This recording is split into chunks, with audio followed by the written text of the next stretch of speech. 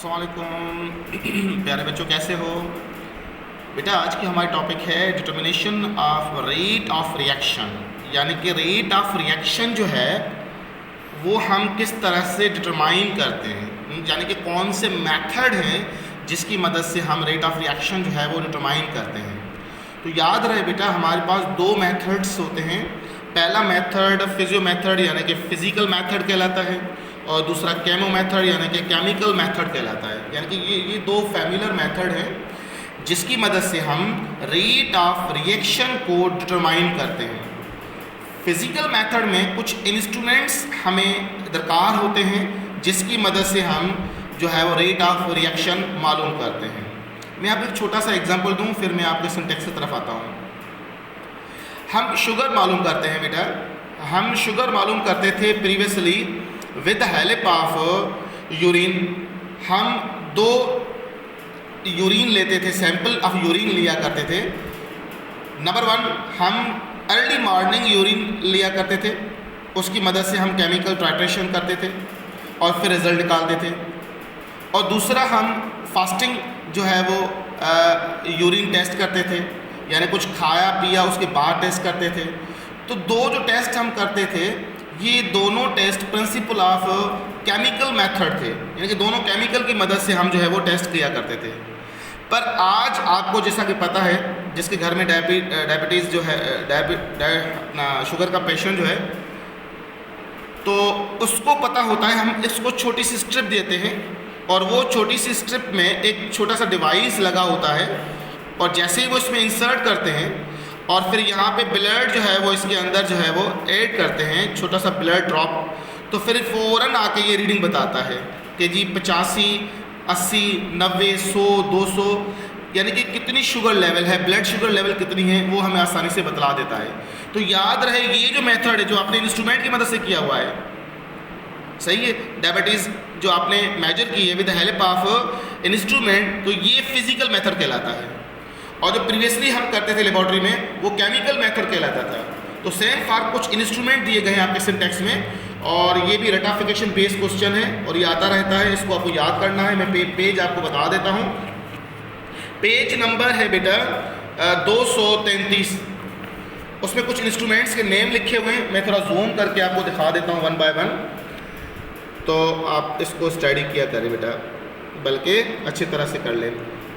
तो name of physical method पहला है बेटा रिफ्रैक्ट्रोमेट्रिक मेथड, यानी कि जिससे हम रिफ्रैक्शन या हम चेंज इन रिफ्रैक्टिव इंडेक्स मालूम करते हैं, यानी कि किसमें कितनी चेंज आई है। जब लाइट पास होती है बेटा from rare medium to dense medium, तो उसमें चेंज कितनी आई है, तो वो हम मालूम करते हैं किसकी मदद से बेटा, रिफ्रैक्ट्रोमेट्रिक मेथड। और इस इंस्ट्रूमेंट का नाम क्या है, रिफ्रैक्ट्रोमेट्री, ये टेक्निक का नाम है। दूसरा है हमारे पास स्पेक्ट्रोस्कोपिक मेथड, जो हम स्पेक्ट्रोस्कोपी भी कहलाता है। इस टेक्निक की मदद से हम क्या मालूम करते हैं, एब्जॉर्प्शन ऑफ यूवी और आईआर रेडिएशन मालूम करते हैं। यानी कि हम स्पेक्ट्रोस्कोपी की मदद से हम एब्जॉर्प्शन और रिफ्लेक्शन दोनों हम मालूम करते हैं विद हेल्प ऑफ स्पेक्ट्रोस्कोपी की मदद से। और इस मेथड का नाम क्या है, स्पेक्ट्रोस्कोपिक मेथड है, जिसकी मदद से हम एब्जॉर्प्शन ऑफ यूवी मालूम करते हैं, यानी कि कितना यूवी जो है एब्जॉर्ब हुआ, और आईआर, ये दोनों चीज़ें हम मालूम करते हैं। उसके बाद calorimetric method, change in colour intensity. अगर चेंज इन कलर इंटेंसिटी हो रहा है तो उसमें कितनी चेंज आ रही है, याद रहे बेटा उस मेथड का नाम क्या है, कैलोरीमेट्रिक मेथड है बेटा। उसके बाद conductivity method, change in electrical conductivity, यानी कि कंडक्टिविटी में कितनी चेंज आई है, उस मेथड का नाम क्या है, conductivity method. PH method, pH method से हम चेंज इन पीएच ऑब्जर्व करते हैं कि कितनी चेंज ऑब्जर्व की हमने पीएच के अंदर। ये बेसिकली पीएच मीटर भी कहलाता है, छोटा सा डिवाइस होता है, उसकी मदद से हम पीएच मालूम करते हैं। उसके बाद है पोलरीमेट्रिक मेथड, जिसकी मदद से हम क्या करते हैं, change in optical rotation plane of polarized light. आप बेटा चैप्टर 10 में आप पढ़ोगे अपना बायोकेमिस्ट्री चैप्टर में, तो कुछ जो ग्लूकोज होते हैं बेटा, यानी कि टाइप्स ऑफ कार्बोहाइड्रेट की मैं बात कर रहा हूँ, तो कुछ लीवो होते हैं और कुछ डेक्स्ट्रो होते हैं, वो हम किस तरह से मालूम करते हैं? बाय ऑप्टिकल रोटेशन की मदद से मालूम करते हैं, और उसका नाम क्या है? पोलरोमेट्रिक मेथड है। पोलरोमेट्री डिवाइस होता है जिसकी मदद से हम ये चीज़ें मालूम करते हैं। तो ये तमाम चीज़ें क्या हैं? आपकी फिजिकल मेथड है। बस में आ रही है? कुछ भी नहीं है, सिर्फ आपको मेथड्स के नेम याद करने हैं, नथिंग एल्स। उसके बाद है दूसरा केमिकल मेथड। बेटा केमिकल मेथड में क्या करते हैं? अगर आपको याद हो, मैं एग्जाम्पल पहले भी दे चुका हूँ, दोबारा सुनिए। हम बेसिकली प्रैक्टिकल परफॉर्म करते हैं। ये ज़रूर नहीं है कि हर जगह पे डिवाइस हो और इफ़ेक्टिव डिवाइस हो। कोई नया हम रिसर्च काम करते हैं तो उसकी डेटा ही हमारे पास नहीं होती, तो हम केमिकल की मेथड से हम ये चीज़ें मालूम करते हैं। मिसाल के तौर पर एक प्रैक्टिकल में कर रहा हूँ तो मैं ग्राफ बनाऊँगा रेट का। जैसा कि आपको पता है रेट का ग्राफ कैसे बनाते हैं, नीचे मैं टाइम चेंज लिखूँगा इन सेकंड्स, और ऊपर लिखूँगा change in volume CC, volume में चेंज कितनी आई है, कंसंट्रेशन चेंज कितनी आई है। अगर आपने ग्राफ बनाए हों तो ग्राफ की तारीफ क्या होती है? रिलेशनशिप बिटवीन टू क्वांटिटीज़, दो क्वांटिटीज़ के दरमियान रिलेशन बनाना। तो हम यहाँ पर दो तरह का रिलेशन बनाएंगे। एक टाइम जो हम एक्सिस पर रखेंगे, यानी कि टाइम में कितनी चेंज आई है, 2 मिनट में कितनी चेंज आई, 4 मिनट में कितनी चेंज आई, 6 मिनट में कितनी चेंज आई, 10 मिनट में कितनी चेंज आई, सेम। और फिर हम दूसरी चीज़ चेंज इन वॉल्यूम, यानी कि with respect of time volume में कितनी चेंज आ रही है, ये दोनों चीज़ें हम मालूम करेंगे।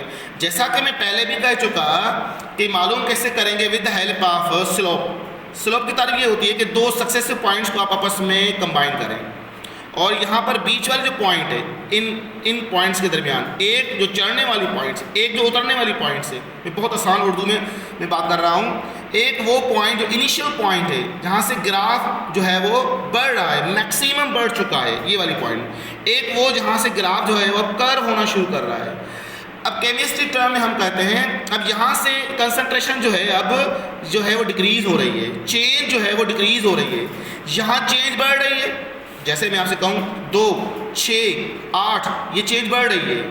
पर अब आ गया इसके बाद 7, 6, 5, 3, तो यहाँ पर दो पॉइंट्स बड़ी इंपॉर्टेंट है, एक मैक्सिमम पॉइंट, एक आपकी मिनिमम पॉइंट। ये दो बड़ी इंपॉर्टेंट पॉइंट्स होती हैं।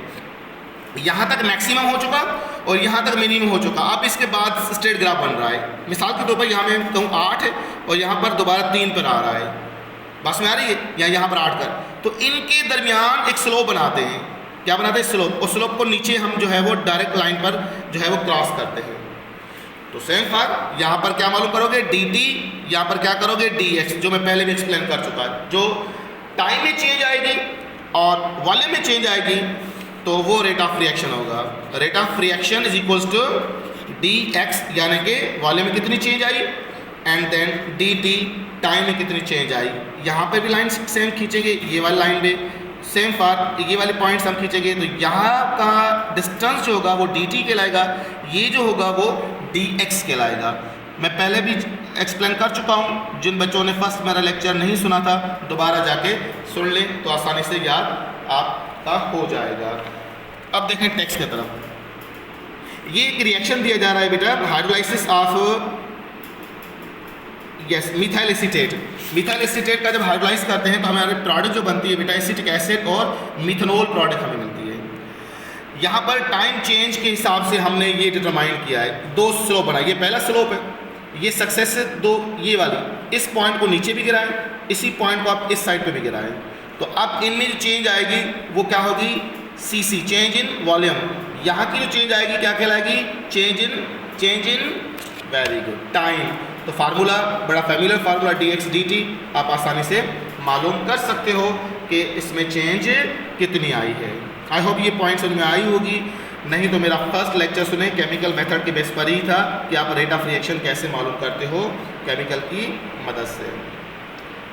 उसके बाद हमारी topic factor affecting rate of reaction है बेटा, जो हम डिस्कस करेंगे लेटर ऑन। इस टॉपिक को ज़रा गौर से सुनिएगा, समझिएगा और बाद मुझे कमेंट्स कीजिएगा। अपना ख्याल कीजिएगा बेटा। अल्लाह हाफ़िज़।